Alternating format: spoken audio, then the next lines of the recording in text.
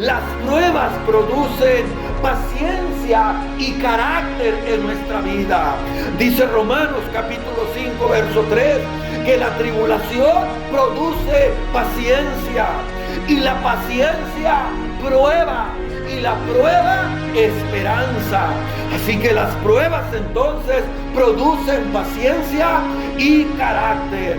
Dice Pablo, la tribulación. Y esta palabra en su idioma original se emplea para aludir a presiones exteriores, presiones como la de una prensa que extrae el líquido de las olivas o de las uvas, una prensa que saca todo lo que es el néctar.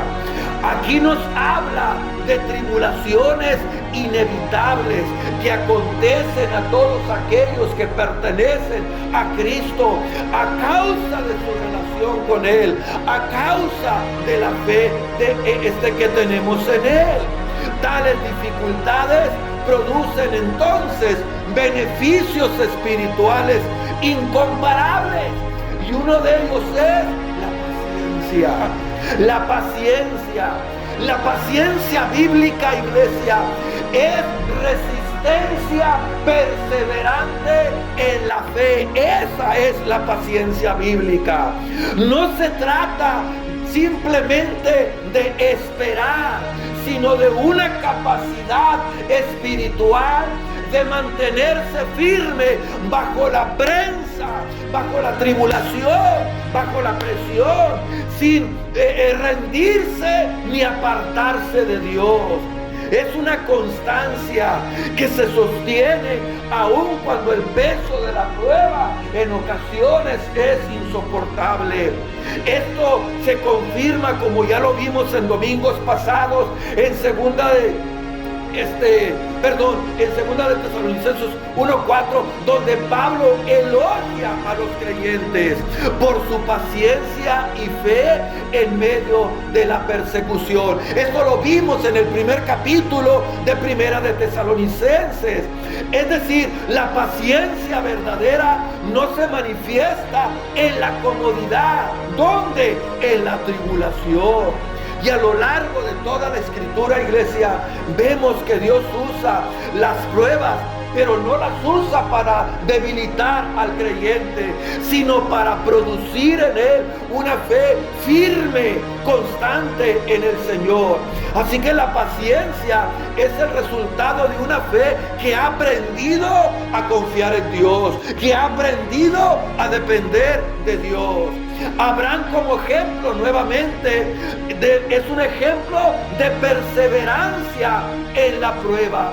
Cuando Dios le pidió ofrecer su hijo, Abraham no claudicó ni por un momento.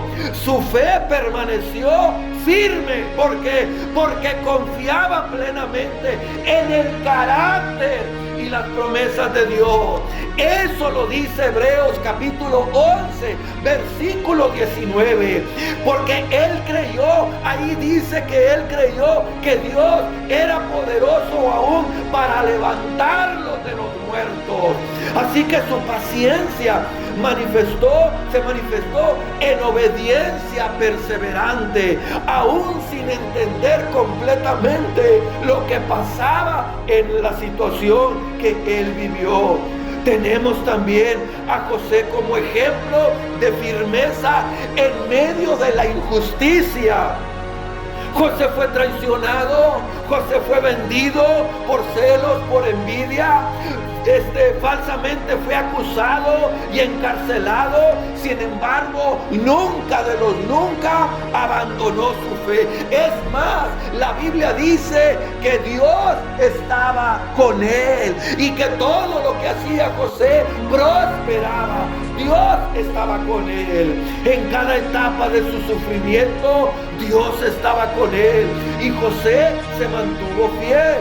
Su vida entonces, iglesia, muestra que la paciencia no es pasiva, sino una confianza activa en la soberanía y en la providencia de Dios, aun cuando las circunstancias son adversas, aun cuando no entendemos nada de lo que está pasando. Así que la paciencia no se desarrolla en momentos felices, de prosperidad, de abundancia. No, no, no. Sino en medio de la prensa, en medio de la tribulación.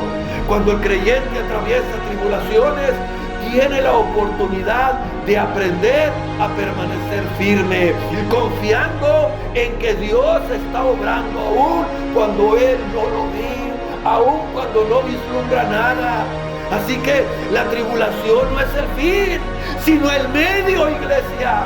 El medio, porque produce paciencia. La paciencia forma carácter probado, y ese carácter fortalece una esperanza firme que no avergüenza, porque confía en el Todopoderoso. Aleluya.